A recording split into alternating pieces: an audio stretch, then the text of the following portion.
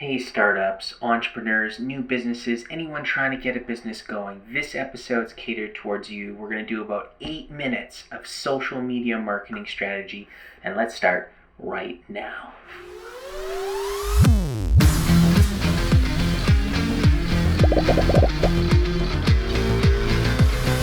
Guys, social media strategy for startups.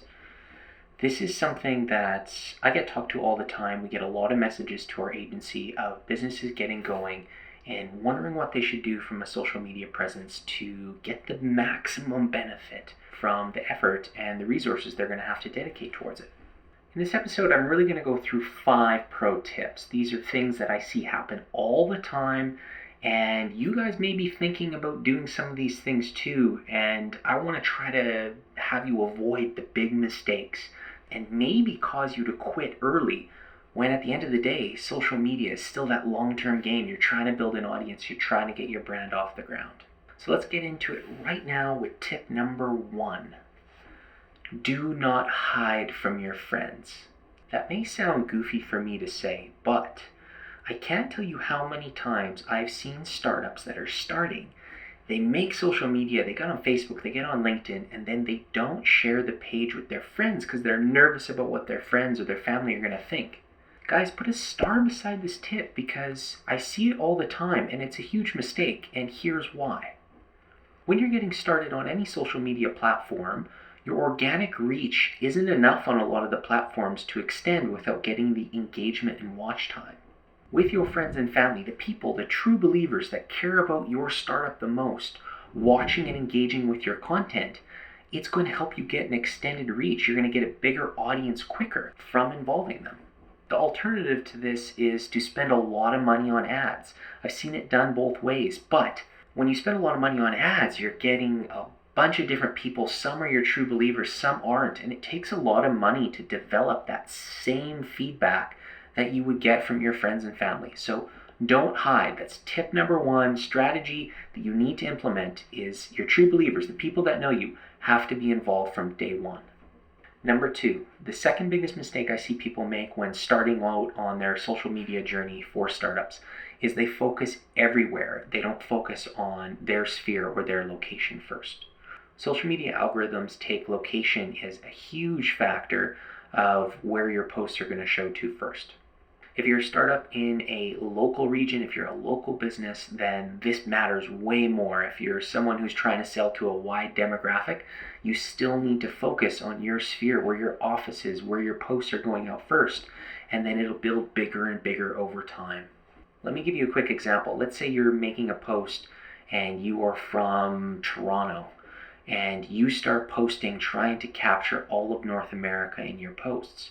If you post a picture of a generic city like Houston or Seattle in one of your posts and it shows mostly to people in Toronto first, your engagement and your audience is not going to grow in the right way. It kind of just builds on my first step, where you're focusing on your friends and family first because they're near you, and the algorithms are going to take that in consideration when they're sharing your content and who it's then going to get extended to. Those like-minded audiences that the algorithm's going to push your content to are going to be in those same locations. Number 3, startups very, very rarely choose the right platform. This was such a big issue that I needed to come up with this platform selection worksheet that I have as one of the free resources on my website. The link will be below. And when you're getting started as a startup, you want to do everything all at once. You're really excited about your idea. You think everyone else is as well.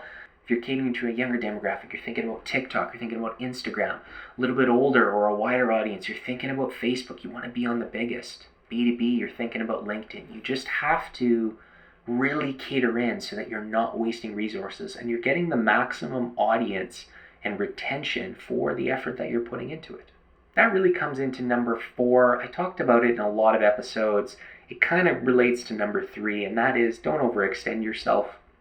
You're going to have so many things in getting your startup going. You got business procedures, you got business licensing, you got to get the business set up, you need the programs and invoicing, you need all of that to get done in the beginning, your time is going to be very valuable. So don't overextend yourself with social media.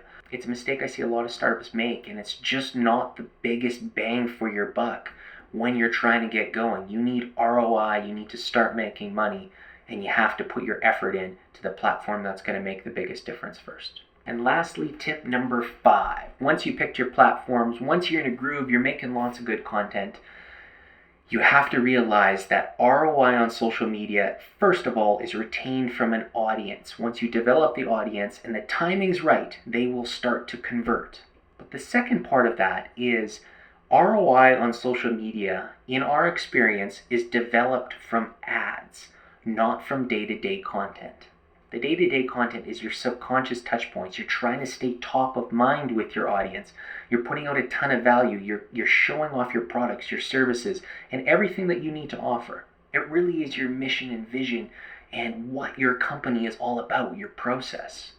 Tell your story, build your brand with that day-to-day content. The ads are your inbound. That's your A and B testing. That's where you're going to convert and create that ROI by creating and correcting and making a whole bunch of different ad sets to learn what your audience is looking for, to learn what captures their attention.